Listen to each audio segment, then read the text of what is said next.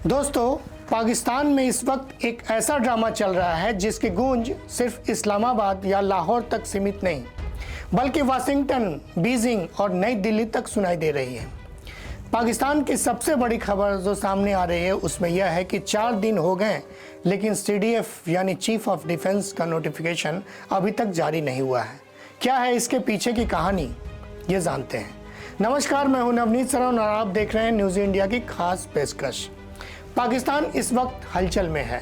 एक तरफ इमरान खान जेल में है, दूसरी तरफ सेना और शरीफ परिवार के बीच सियासी दंगल चरम पर है और इन सब के बीच लटका हुआ है पाकिस्तान का सबसे अहम पद, चीफ ऑफ डिफेंस फोर्स यानी कि CDF। इमरान फैक्टर की बात करें तो भले ही वह जेल में है, पर पाकिस्तानी राजनीति में असर बरकरार है, या यूँ कहें कि 2 साल बाद भी पाकिस्तानी राजनीति में इमरान फैक्टर पूरी तरह जिंदा है।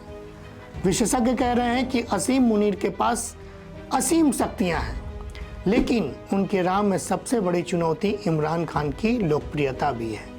हालांकि अब असली लड़ाई असीम मुनीर बनाम शरीफ परिवार है। पाकिस्तान की सबसे बड़ी खबर जो सामने आ रही है उसमें यह है कि यह देश का सबसे ताकतवर सैन्य पद माना जा रहा है, लेकिन प्रधानमंत्री शहबाज शरीफ ने अभी तक फाइल तक साइन नहीं की है। आखिर क्यों, समझते हैं इसे। पाक मीडिया में चर्चा है कि ये सब नवाज शरीफ के कहने पर हो रहा है। यहाँ तक कहा जा रहा है कि शरीफ परिवार ने मुनीर की फाइल ठंडे बस्ते में डाल दी है। 4 दिन पहले असीम मुनीर का कार्यकाल खत्म हुआ, लेकिन नई नियुक्ति की फाइलें अटकी पड़ी हुई हैं। कुछ रिपोर्ट में तो यह तक दावा किया जा रहा है कि नवाज शरीफ और असीम मुनीर के बीच जमकर बहसबाजी हुई, तू मैं की स्थिति रही। माहौल इतना गर्म हुआ कि हाथापाई जैसी नौबत आ गई। मुनीर ने गुस्से में यहाँ तक कह दिया कि शहबाज शरीफ सरकार का तख्ता पलट तक कर देंगे। हालांकि इसकी आधिकारिक पुष्टि भले नहीं हुई, लेकिन पाकिस्तान में कहा जा रहा है कि आग लगी है तभी तो धुआं उठ रहा है। PM का विमान लाहौर डाइवर्ट हो गया। ये सिर्फ इत्तेफाक नहीं, 2 दिसंबर को जब शहबाज शरीफ लंदन से लौटे तो उनका विमान इस्लामाबाद नहीं गया, उनका विमान लाहौर उतरा। ये कोई अचानक नहीं था, यह संकेत था कि आखिर शरीफ परिवार क्यों चाहता है देरी। दरअसल शरीफ परिवार को डर है कि अगर सेना में उनके अपने लोग नहीं हुए तो उन्हें फिर वही भुगतना पड़ेगा जो जनरल बाजवा के दौर में हुआ था, यानी राजनीतिक कमजोरियां और संस्थानों का दबाव।